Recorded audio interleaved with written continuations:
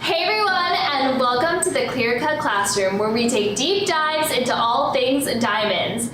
Today we are continuing our Diamonds by the Carat series with emerald cuts. Emerald cuts are one of the most classic shapes. They exude understated elegance, and they are timeless. Things to look out when you're looking for an emerald cut: it is a little bit different than with the other cuts that we talk about because they have the step cut faceting.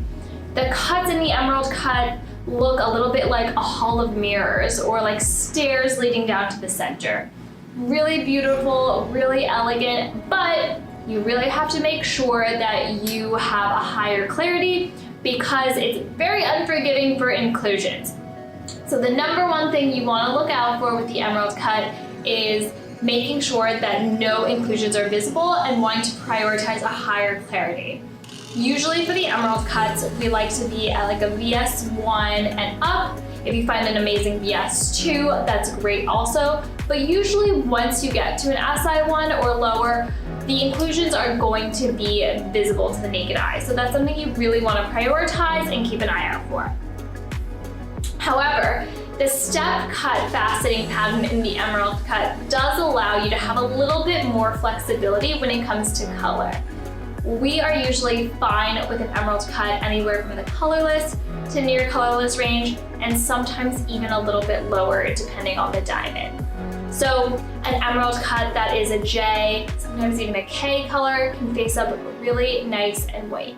The color, of course, depends diamond to diamond, but this is an area where you may be able to compromise a little bit.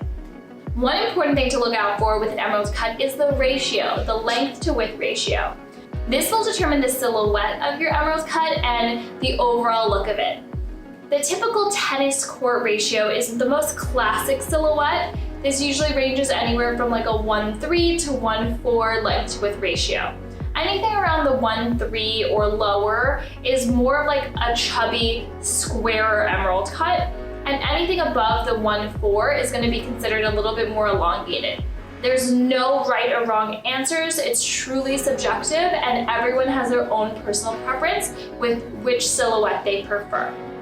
One thing to note for the emerald cut, although it is elegant and beautiful, they do tend to look a little bit smaller than some other cuts. They hold a little more weight at the bottom, so something to keep in mind when shopping for them.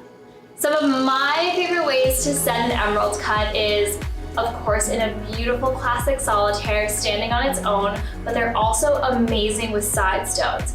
Emerald cuts look fabulous with some epaulettes, trapezoids, or even tapered baguettes for a really classic look. We've also done a version of my ring with the custom baguette frame for the emerald cut, and I think that is a gorgeous kind of Art Deco look, so you can kind of put a vintage flair on the emerald cut as well. Thanks for tuning in, guys. Remember, when shopping for an emerald cut, first determine what ratio you like. Do you like something a little longer and skinnier, shorter and squarer, or something in that classic tennis court look? Second, prioritize clarity. Make sure you don't have any visible inclusions in your emerald cut. And third, find a diamond that faces up really nice and white, but maybe you're able to compromise a little just depending on what carat weight you're able to get or what clarity you're able to get. Comment below, let me know if you have any questions, and class is dismissed.